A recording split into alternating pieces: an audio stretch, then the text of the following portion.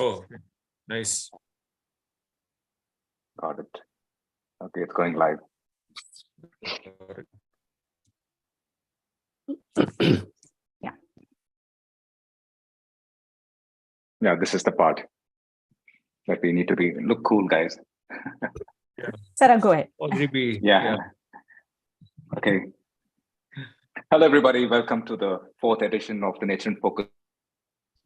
I mean, it's always an honor to be here as a jury member and to be able to judge some amazing entries and also work with a fantastic set of other jury members who have been great companions and great sounding boards for this whole judging process.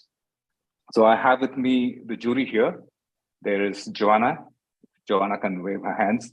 An old friend, a fantastic photographer and a filmmaker.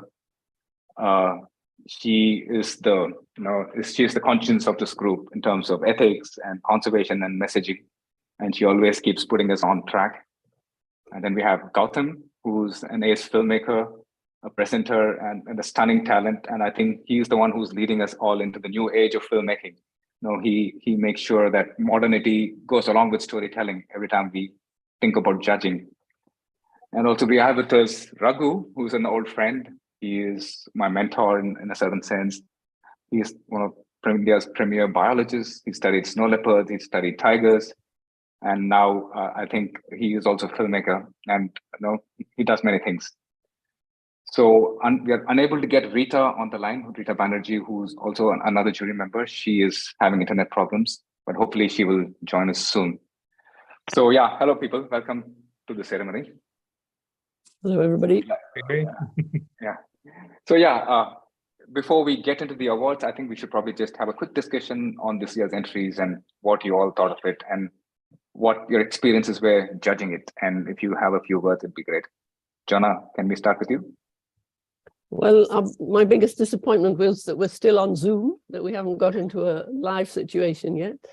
But nevertheless, the films were very exciting to watch because they covered a lot of very new and unusual topics, which I really liked, from the insects, wasps, and snakes, things that you don't often see in natural history. So that was fun. Mm-hmm. Gautam? Yeah, I'll agree with Jonah as well. It was really nice to see the lesser knowns being featured as the main, subjects or characters in the films. And overall, I think each year the visual quality keeps improving. People are really pushing themselves and trying to get that visual storytelling in place. And I think it's becoming very instinctive for people as well, even if they haven't been to film school or the usual stuff. But instinctive storytelling is what I'm seeing, and it's lovely to see that. Raghu? Just because I come from the science and conservation background, I felt that a lot of film has dealt with conservation issues a lot, but the natural history was kind of missing. In general, I'm talking, there were still some good natural history films, but I think detailed natural history films, observations of film was missing, and I would like to see that more. Even in conservation film, there is a space to look into that and relate to conservation issues. That's something but otherwise, as everybody said, there is certainly, from where we started to now, the quality improvement is there. Yeah, I think what was most impressive was the emerging talent categories, right? The diversity of topics and the way people dealt with it in terms of the approach to storytelling. I was very impressed, actually. You had films that captured large ungulates and very extreme conditions to little tiny insects in people's backyards in their homes, and I wouldn't say one was. The dedication and time that they put into it was impressive. Yeah. And given that they're starting up in their careers, or even if they're just starting it off as a hobby, the technical quality of some of them was pretty stunning. Like a macro film is one of the toughest subjects, and lots of people have attempted it, and they've done a great job of it. I think hats off to those people who have attempted those things, because it's backbreaking. Macro photography is backbreaking. Macro filming is like 1,000 times more backbreaking. So really, my hats off to those guys.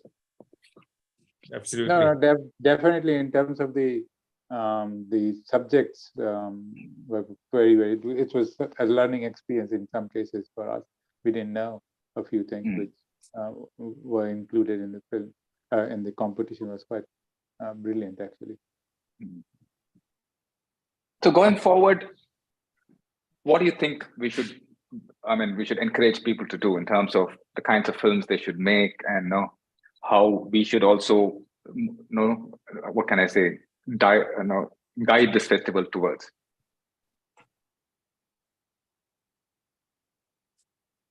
Gautam? I think it's more. already, sorry, go ahead. Sorry. Anybody?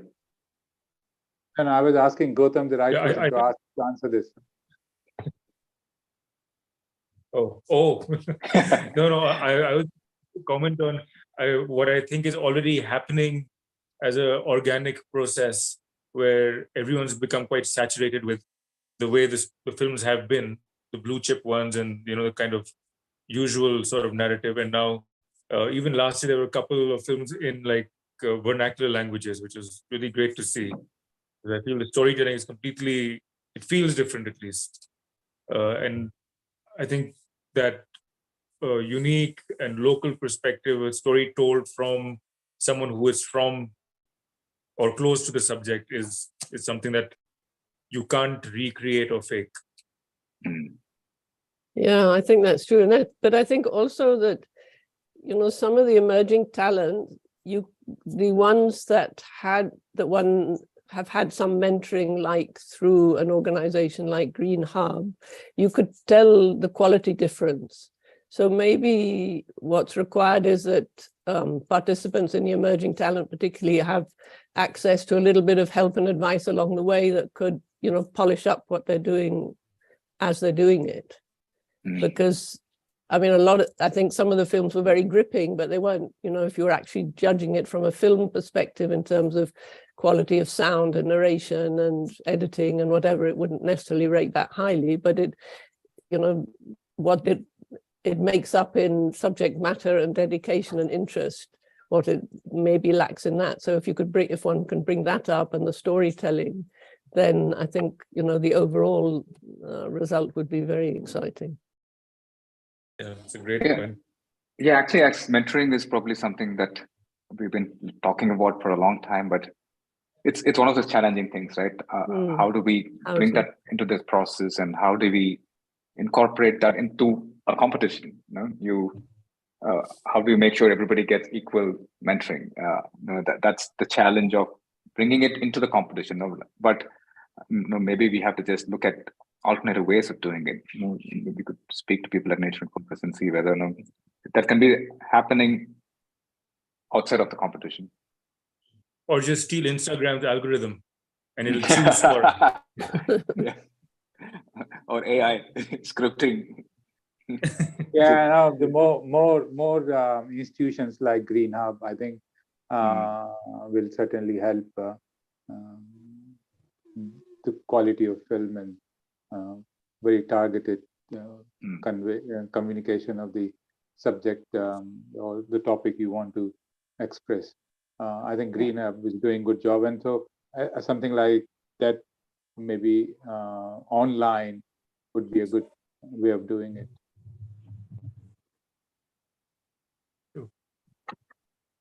So the thing is,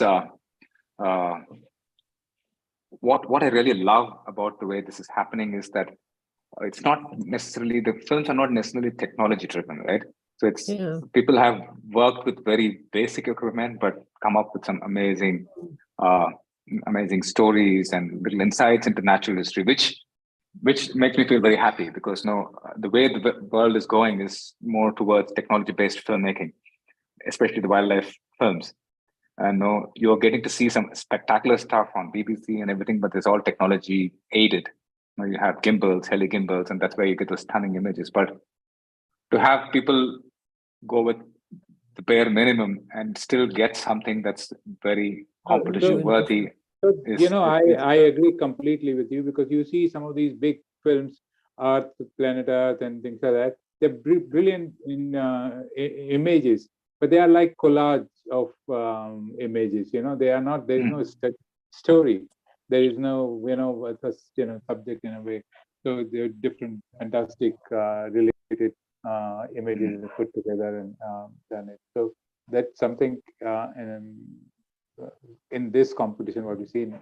Not there. There was quite a bit of a story and thing. But what I also felt was the sound was kind of, there's a lot of improvement one can do, where some of the filmmakers can dedicate a little more time on getting the sound during their filming time and matching it to what the images are. It will really make little better impression. Yeah, I think the other thing that Raghu you had pointed out was you wanted to see more natural history, right? But Yeah. natural history is more challenging for people because it's far more. It takes far more time and you probably it's and budget and see the emerging, especially the emerging talent is people who fund themselves. They do it out of their own passion. So but that said, those who have chosen subjects that are closer to home have actually done well because they have. I don't think they had the problem of traveling to a location or paying park fees. They could just step out and make films, and that kind of reflects in the quality of those films where it's easy access, smaller subjects, easy to film subjects, but still difficult, easy to access subjects, but difficult to film subjects. You know what I mean? Yeah. So I think I really, again and again, I keep telling I'm so happy that people have chosen these things. They've not always gone to some glamorous park and done some glamorous animals. They've chosen subjects that are around their homes and still come up with good films.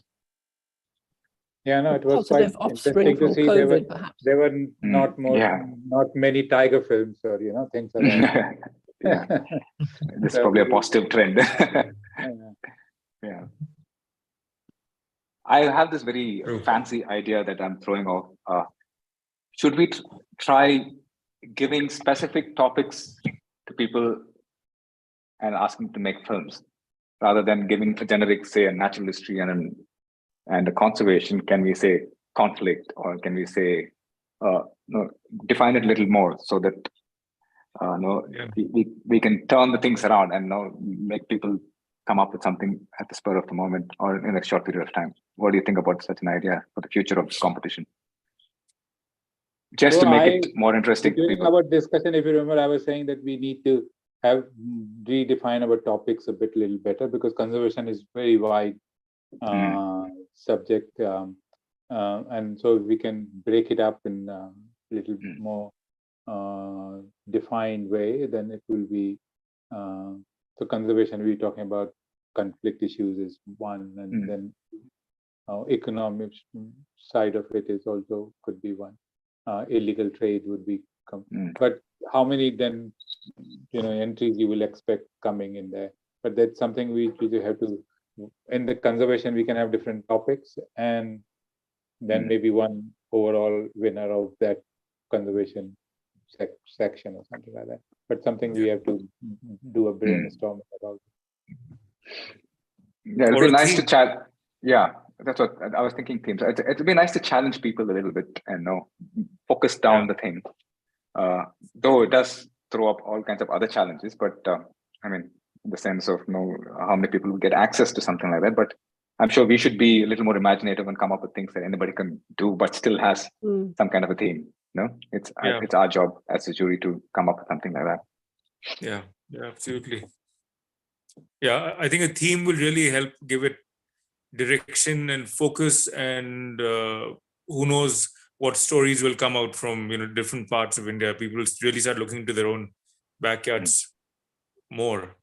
But then we have to give time. The 1 year is short time.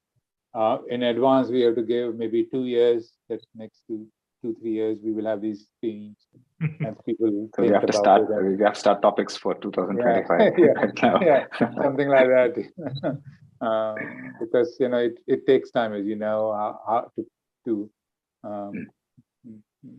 think about it, the location, the subject storyline and treatment of it. It's all. But I think, I mean, that's assuming that people are making films specifically for the competition, which I'm guessing 99% are not. They're making it for something else. I mean, either just for personal interest or for an NGO that they're working with, or, I mean, as some of these were, you know, for organizations doing projects to publicize those projects or whatever. So I think if we're coming up with categories, in a sense, it probably, we should fit them to what the kind of films we're seeing, rather than come up with new ones and expect them to fit to ours. See what I mean? But I think it's, you know, natural history is, as you know, as we've all said, was limited. I mean, it was hard to find which ones were true natural history. So I'm not sure that that's a helpful category for this, because as you were saying, Sara, it's you know, it's expensive to do, it's time consuming, and especially in emerging talent, it's a tough one. Yeah. More generally. Anyway, we have lots to categories discuss. Yeah, I think I'll ask Dr. after this competition, and hopefully we'll come up with a new one. We can take suggestions from competitors or viewers. Yeah, I think that also would be. I think we should. I think if there are people listening and if they have anything, they can comment below. I don't know if comments are open, but or send us text message on emails. It'd be nice to hear from them. Okay, Doc, I think we should get into what people are waiting for, the actual awards, as announcement of the awards. Before that, I'd like to thank two people who've been working in the background.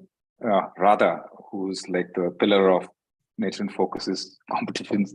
She really is the engine that runs everything. She is somewhere in the backstage hiding. She can come up and be, there she is.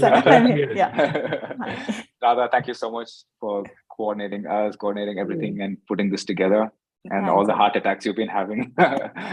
Thank you. Thank you so much. Thank you everyone for being so patient with my nagging messages on emails. And Nikhil, who is currently called as Nature. And I like to thank Nikhil, who is currently called Nature inFocus Awards. If he can he come on screen? There he is. Thank you, Sara. Thank you for the shout out. Thanks so much for being in the background and getting this going. So Radha, can we go to the presentation? And we'll start now. The winners. Yeah.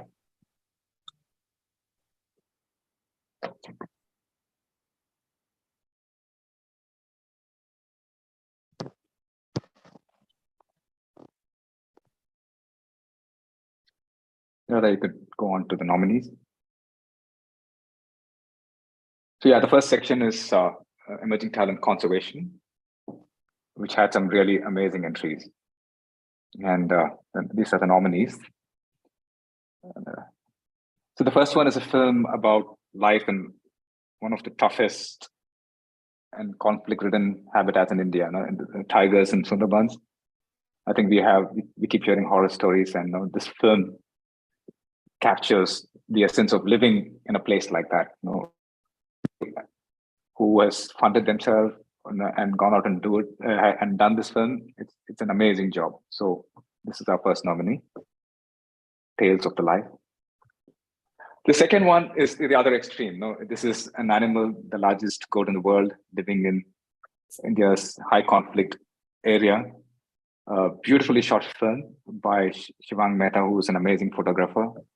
Stunning visuals and great storytelling. Markor.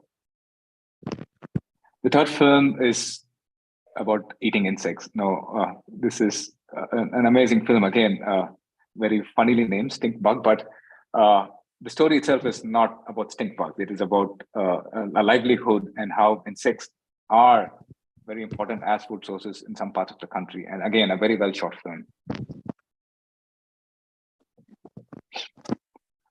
This film is on saw scale vipers, one of the 4 big deadliest snakes of India. A lovely naturalistic film by Jude. Next one. Canopy of Wings. This is again, a very interesting subject about birds. Like the common, not necessarily common household birds, but birds in general. And I would person for doing this, because it takes some bravery to make a film exclusively on birds, because most people avoid it. And it was very beautifully shot, lovely visuals, lovely music, and very poetically put together. So when we went through this, we had to have a whole bunch of this was like one of the toughest categories for us to judge, because there were some very, very interesting films. But finally, I think after a lot of deliberation, the jury and we decided that the winner would be Stink Bug, the film on things. Again, this was a combination of great storytelling and a difficult subject in its own way, because it is very difficult to make a film about an edible insect, and this person had done a great job of it. Is it possible to invite this person on screen, Radha? Yes, he's here. I've just asked him to unmute himself. Tejaviko, can you unmute yourself, please? Yes, here he is. Yeah.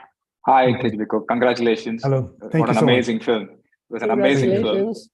Yeah. Congratulations. Thank you, sir. Thank you.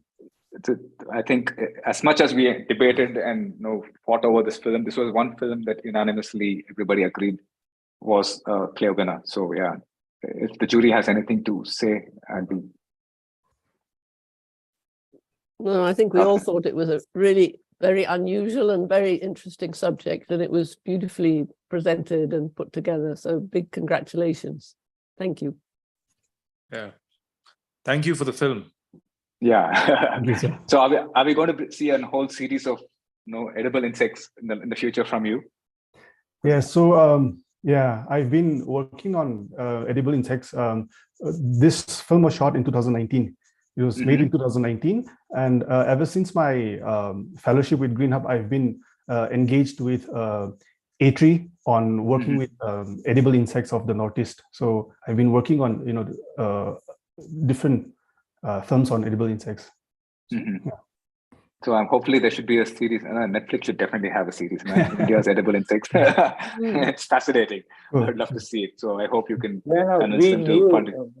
we knew it was a learning experience that they are edible insects, but we never knew stink bugs. Bugs are edible insects. So it was fantastic for us to know that they are economically important for communities. Yeah, thank you so much for doing this and giving us this great opportunity to watch this film. Yeah, thank you all. Thank you. Yeah, thank you. Yeah. Yeah, bye. Thank you, sir. Yeah, bye.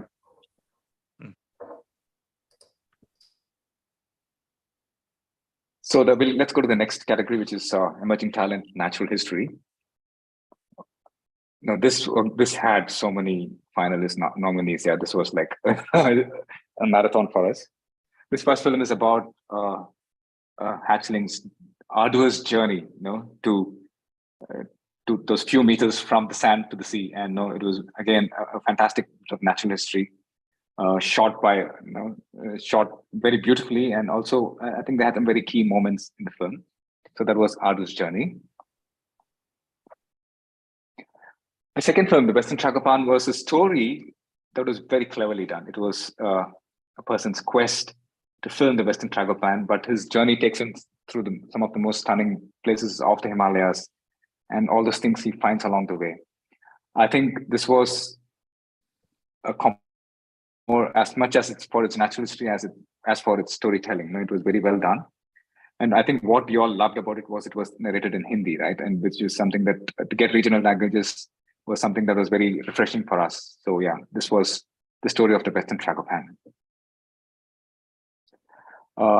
Hidden Invaders, like this was a surprise in many ways, because this was a film shot in a person's home of a very difficult topic on wasps, and it was amazing macro work. They're very impressive.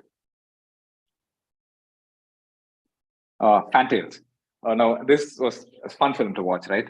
I've seen Fantails, but to see them this intimately was quite amazing. So I really thanks to the filmmaker for taking up a topic like this and bringing it to the world. And I hope that lots of people get to see this, because it was really amazing, the kind of behavior he had got, and just the fact that this is such a cute bird with its with its tail and its display. It was quite an amazing film.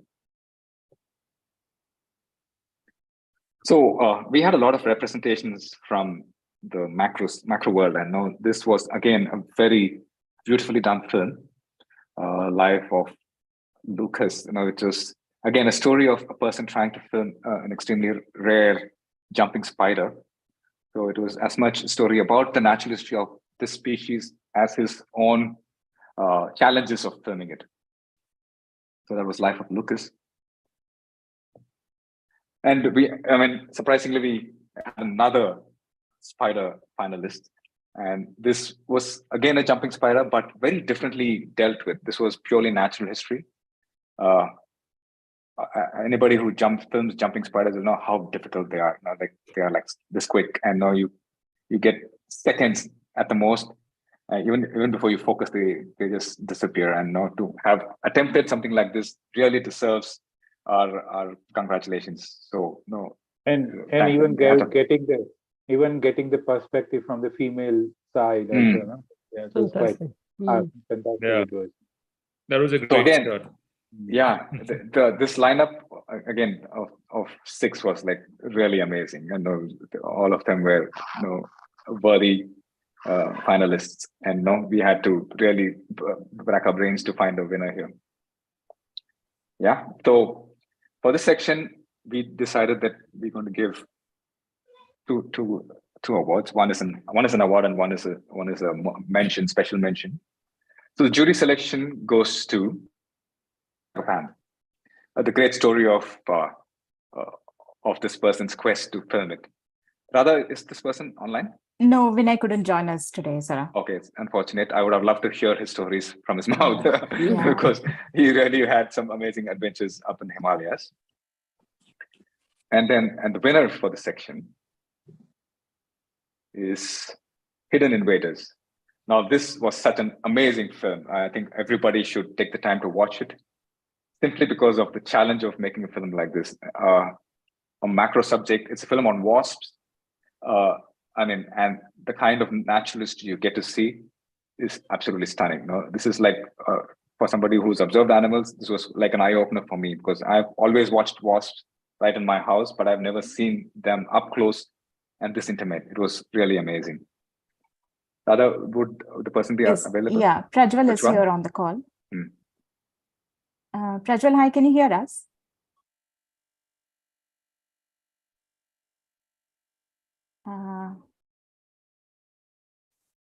We can't can see wait. him, so. Okay, I think he's having some trouble. We should wait. I think I'd love to speak to him. It was an amazing story, actually. Yeah, it is. Who loves wasps? Nobody. But you started identifying with the characters, and he really presented a nice little story about identifying different individuals. It was fun, very moving, gripping. Yeah, and his voiceover was quite refreshing. It's not the formal, style voiceover. It was like very casual. His own way of saying the story, which was fine. I think absolutely, very fitting for the subject. Yeah, his dedication was really incredible. Yeah, we really want to know how it's going to end. You keep you're along with the story, the whole journey. Yeah. Through. Prajwal, can you hear us? He is here, but He says it's connecting. yeah. Yeah, there you go. Hi, Prajwal. Hello. Hi, congratulations. Congratulations.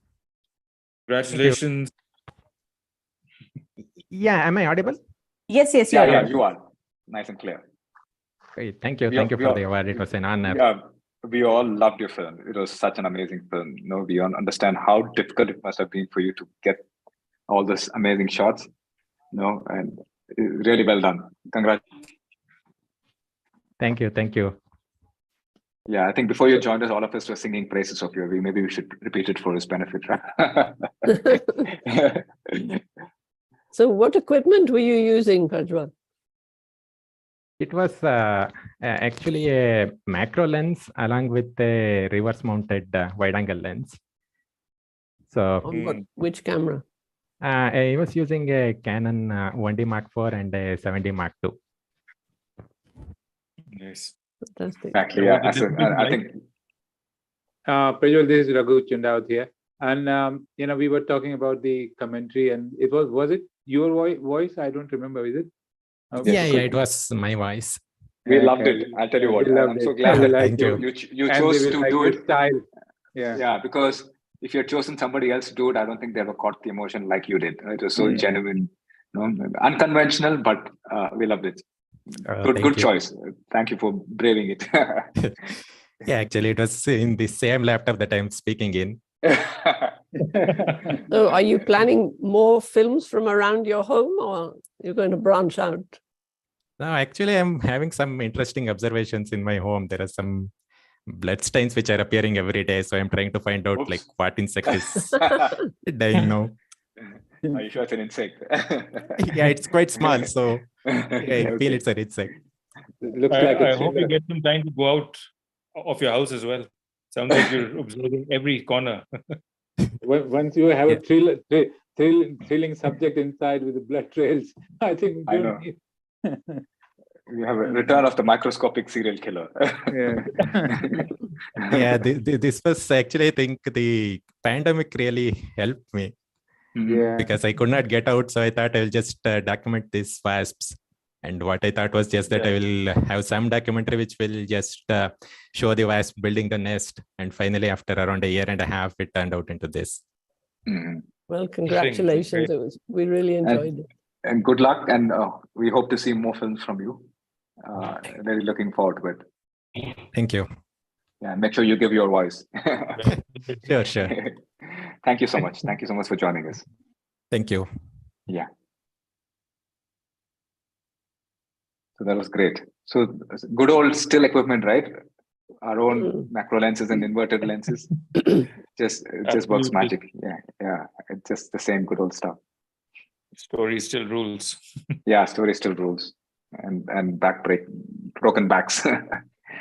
Anyway, let's go to the next section, which is professional natural history. Professional natural history, the professional sections were a little more subdued, I thought, this year. What do you guys think? Yeah, limited. Yeah, limited. I was very excited by the emerging talent. The professional was, it was, I would say, very conventional in terms of the entries, right?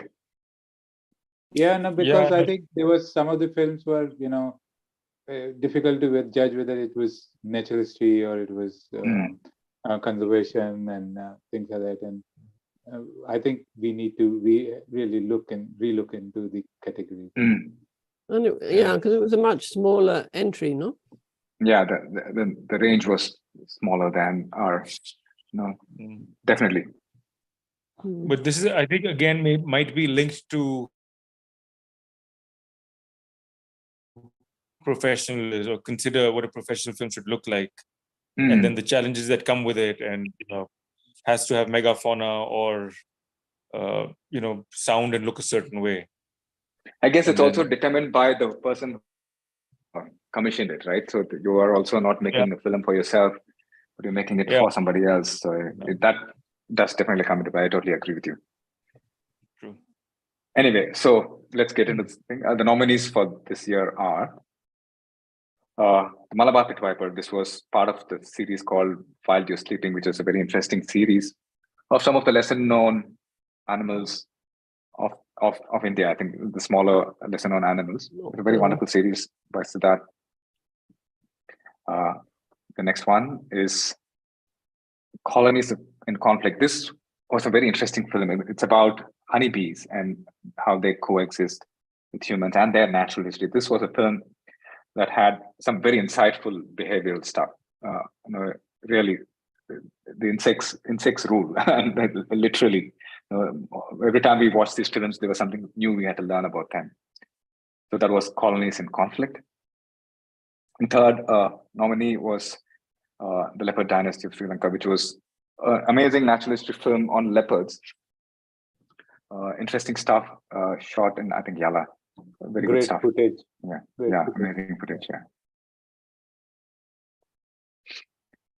So we had conflicts in how to judge this, and one of the films was very close to all of our hearts. So we said we have to give it a special mention, and the jury selection goes to Colonies in Conflict.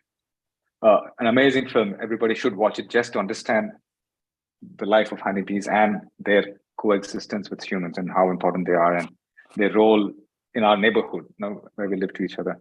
Yeah, it's a very crucial film. Everybody really should watch it.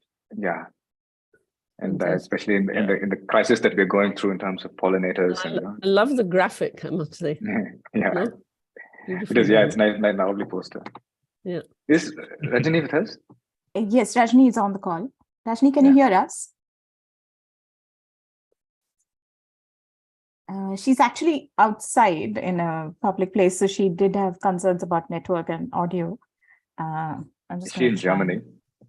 No, in Bangalore. Okay. Can you hear us?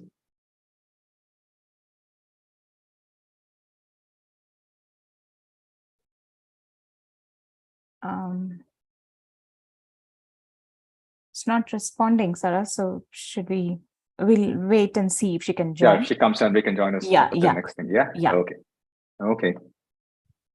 So we go to the much-awaited winner of the Natural History series, and the winning film is Malabar Pit Viper by Siddharth Ganesh. Is Siddharth with us? Yes, Siddharth is here. Siddharth Ganesh.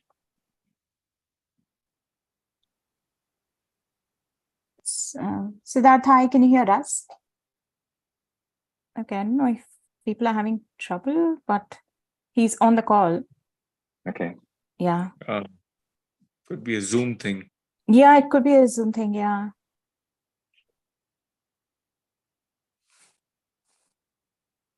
More reason why we should have a physical one. Yes, Raghu. I totally agree. This would have been Totally far more agree. exciting. Such an exciting event if this was. Yeah. You know. Okay, Siddharth is here. Hi, Siddharth. Siddharth, could you unmute yourself, please? Oh, yeah. Yeah. Am I I can unmuted? hear you now. Yeah. Sorry. Hi. Thank you, guys. How are you? Hi, Siddharth. Congratulations. Thank you Fantastic. so much. Fantastic film, fantastic series. Thank you. Thank you. Very well done. Credit should go to Habitats Trust as well, because they gave me the opportunity to explore something new and different. Yes, I think they were. I think I totally agree with you that the commissioning people have to be with you on this, but still, filmmakers' effort. So, Thank you. congrats to you on that. Yeah, very well done. I love the series. It's so many different Congratulations. species. Yeah. Thank you. Thank you so much. And there's some great Yeah. footage of the Viper. Well- Tell us some of the secrets of how you managed to get the shots. If I'm being very honest, I thought I was going to be in trouble because these guys are usually found in the monsoons, and I started filming by the end of September, early October. And when I had the brief with the Habitats Trust saying that I think we may need to change the species, I got lucky because we filmed it in Goa as well as in Agumbe. And I was in constant touch with Gauri Shankar. And he said, we found two, you just have to come. Everything just comes. And I was in Goa at that point, and I just happened to just drive to Agumbe from there. And it was during peak COVID season at that point. Wow. And they didn't let me cross the border. Goa to Karnataka because of all my equipment. They thought this crazy human being is just trying to do something in Goa. But luckily we found the species, and I spent about 5 days with two individuals, the green morph and the brown morph. I mean, one of the most exciting experiences of my life, because this is the first time I'm actually filming any kind of snake, because I've never touched it. Because I used to be petrified of snakes once upon a time because I didn't understand that much. And then once I started reading up and started watching a lot of other stuff, I think I need to get out of my comfort zone and do something new, which is when I told Habitats Trust I want to do the Malabar Pit Viper because one, it's hardly been studied, which was a shocker, because such a beautiful looking snake and we don't know anything about it. There have been no research conducted. There's been no kind of studies that have been commissioned to explore and understand this one particular species. Therefore, I felt this was the pit viper got its due through this film, I would say, and definitely needs more research, and people need to start talking about it, because how else do you protect a species if you don't study them? True. And we don't know I where they go after the monsoons. Well, I it think was your very film brave. will go quite a long way Yeah. in encouraging that. I mean, Yeah, it was appealing even to people who don't like snakes, I'd say. That you somehow have got I'm one of them. your emotion in it. Yeah, it's quite a brave decision to do something on a pit viper, because you could end up with them sitting there. Once when we was filming in Calakkad, it's almost like every day we used to do this walk in Calakkad, in the rainforest. You'd see them exactly in the same place. I mean, not even a centimeter or an inch movement. So you could actually do a time lapse of days with them. I was actually contemplating doing a time lapse for those 3 days, but I had to chase the story first, not my shot. Exactly. So I said, okay, just for that you deserve to be a winner. Boldly go where no man has gone before. No, after a point, I actually had to ask Gauri, do we do something like what? How do we get a shot? Because it's just not moving. Yeah. Anyway, well done. Yeah, congratulations Thank to you. you and Thank the you series so much. and Habitat. And wonderful to speak to you. Thank you so much. Congratulations. Thank you, Gautam. Cheers. Cheers. Sara, Rajni is here now. Yeah. Hey, Rajni. Oops. I can just barely hear you. So I'm Hi. Hi, crowded place. I was just told that I won the jury selection. Thank you so much.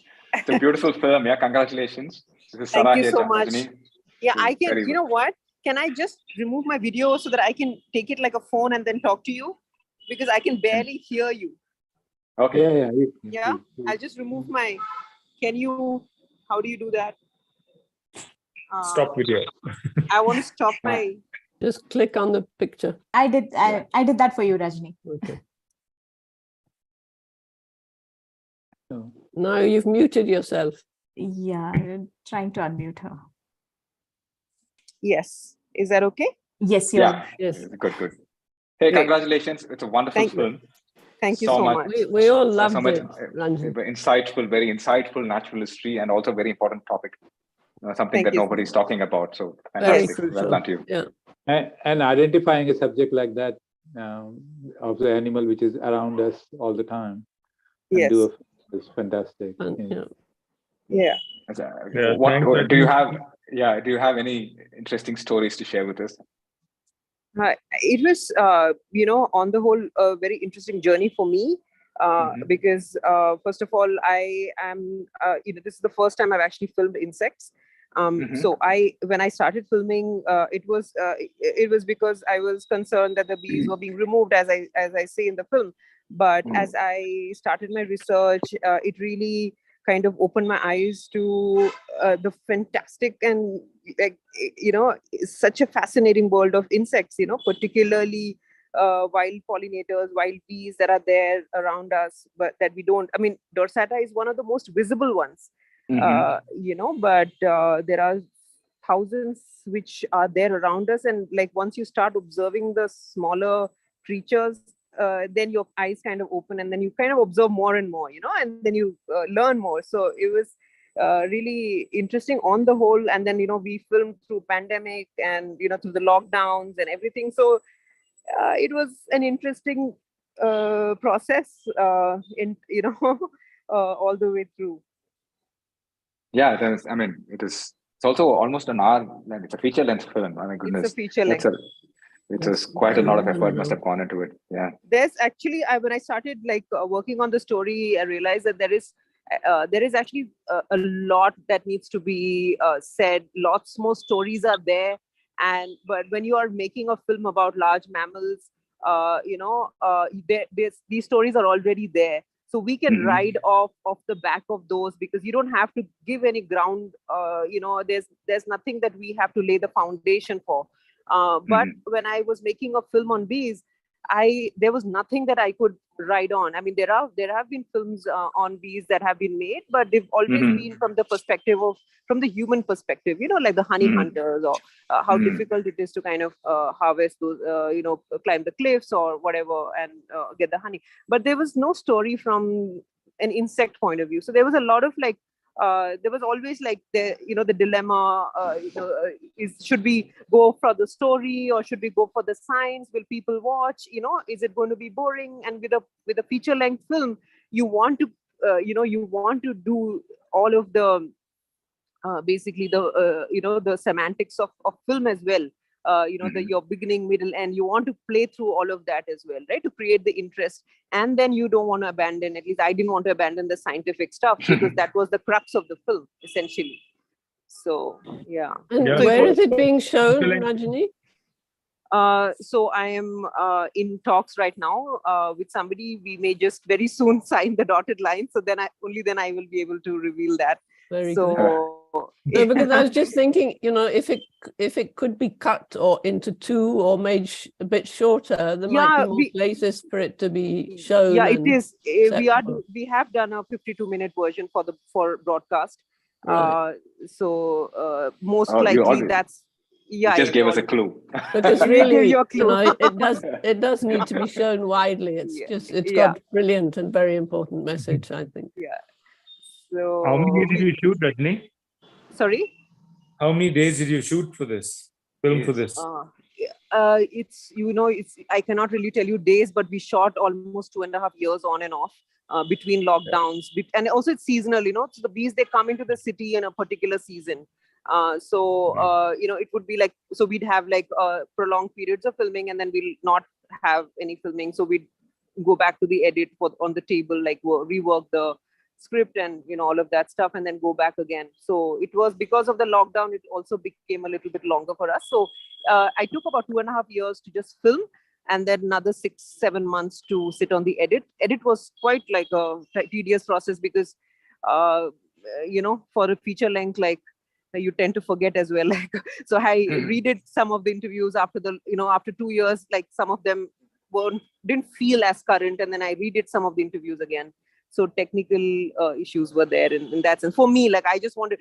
So what happens is when you film something and then you feel that the next time you're going to get it even better, so you just be greedy. So, so I actually have like, I have like 100 hours of footage that can be, made into like a couple of different things as well. So we did throw other great topics were there in the film, plant pollinator co-evolution. I mean, these are so interesting.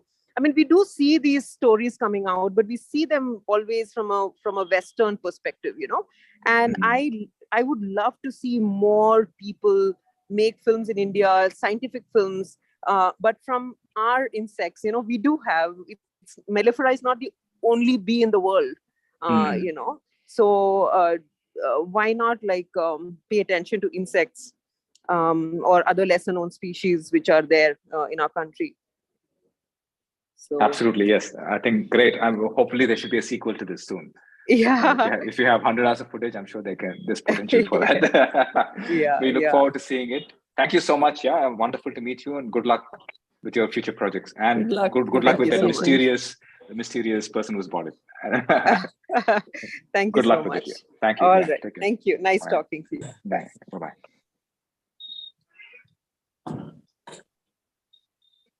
Okay, we go to the final section for today, which is professional conservation. The nominees are, the first one is snakes and snake bite in the Northeast.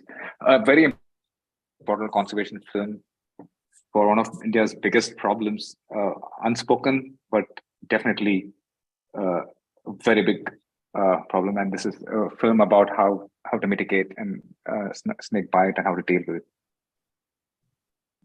The next one is a very touching film and very well-made film about grasslands and wolves and canine distemper. I think a very hot topic these days, with especially with dogs in wildernesses. A very well done and very well dealt with film.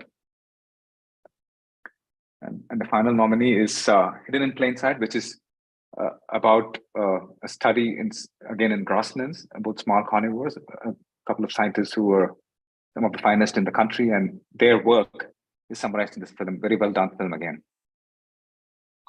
And the winner for the section, professional conservation, is The Pack That Perished. An amazing film. No? I think everybody should take the time to watch it because it's a very important topic, and it's a short film and very well dealt with also. Radha, are there people from here? Yes, Mihir is on the call. He's just Mihir? joining. I think his audio hasn't connected yet. Ashwin was on the call too, but I don't see him now. Mihir, hi, can you hear us?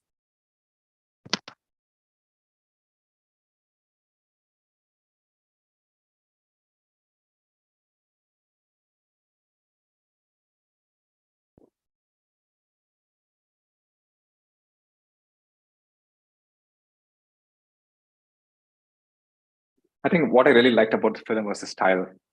Besides, obviously, a very critical topic, it was very focused and very stylish, right? Yeah, it was a nice balance between people talking and the wildlife, and very moving. Definitely. Yeah, very tightly put together. Yeah. Yeah. Footage. Good Really editing. gave some sound and visuals to what Canine Distemper is. Yeah. I think it was one of the films where we were unanimous almost. Yeah. Where we all agreed. And that's why there is no jury selection here. Mihir's here on the call. I'm here. Hi, congratulations. Thank you so much. Yeah. Do we get to see you? We can't see you. Yeah. Just his voice? No, he's there. We can see him. Okay. Actually, sorry. yeah, there is some problem with my display as well. I can't see everyone. Okay, fine. We'll love the film. Yeah, it's very well done. Very important topic. Very well shot. Very stylish. Congratulations to you. So, thank you so much, and yeah, I thank you all for giving us this opportunity to present all these issues on such a broad platform. Because this landscape remains very much neglected. Wolf, even though it's a top predator, it remains quite neglected. So our main aim was to showcase these issues on broader platform, and I thank NI for it. Yeah, and also I think the topic itself, right? I think there's so much debate about dogs and feral dogs and the problem with wildlife, different kinds of conflict in different places, and this is one place where you can really have evidence of of what can go wrong if some things like that happen. I'm a big dog lover, but I'm saying, still there is a problem that needs to be addressed. Absolutely. I mean, when we started seeing all these packs around 10 years back, the landscape was entirely different. There was not so much human activity as we see today. And with human population, this uncontrolled dog population has also increased. And now these issues are becoming really intense. Now the kind of interactions that we see between the dogs and wolves are very intense. They are very aggressive. Before, even 5 years before, they had the space to keep the safe distance from each other.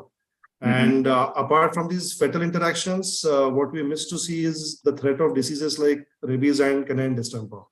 So that's why we started analyzing the dead wolves with the forest department and with in the best facilities possible. Because all the earlier cases were written away as poisoning cases. But just this year, we realized that how much of a bigger problem disease transmission is. So yeah, and apart from the usual threats that we perceive about the big predators like habitat loss, poaching, this is actually the very eminent and real threat to the species right now. True. I think I'm hoping that this film goes a long way in highlighting that. It's very well done, and I think it's also a nice length, so it's very easy to show to people, and it travels well. Yeah, but I think what was really powerful was to see how quickly a pack can just be wiped out. It just kind of tears through. And congratulations for being a second-time winner at NIF. Thank you. Okay, we didn't know that till now. So great, fantastic. Yeah. Thank you so much for joining, and we look forward to seeing more. Maybe you'll have a hat trick soon. Absolutely. Thank you. Thank you so much. Bye. Bye. Thank you. Bye-bye. Yeah. So people, here we are. Thank you so much for being a part of this thing, and thank you for everybody who are watching, and the winners for really giving us insightful films to watch. And will the films be available for people to see online? Because I think they're all films that are really worth watching. So I would encourage everybody to try and see them. Radha would be the one to answer that. Yes, Joanna, they will be available on our website. We'll put up a link tonight itself. We'll share it across on social media. So all the films that are already out there, I mean, except for like Colonies of Conflict, which is not, and the ones that are already online, I think they can watch. We're going to embed links to those. Perfect. Okay. Thank you so much, everybody. Wonderful to meet you all. We will meet again to discuss Bangalore next time, I hope. Yes, and live. Yeah, far more invigorating. I will not be coming online next time if it's not physical. Yes, even I. Accepted. Yeah. It's live or nothing. He's already protested by turning his camera off. Yeah. Okay, thank you, Radha. Thank you, Radha. Thanks so much. Thank you, Thank you, everyone, Sara. for joining. Yeah. See you. Thanks, Radha. Bye. Bye.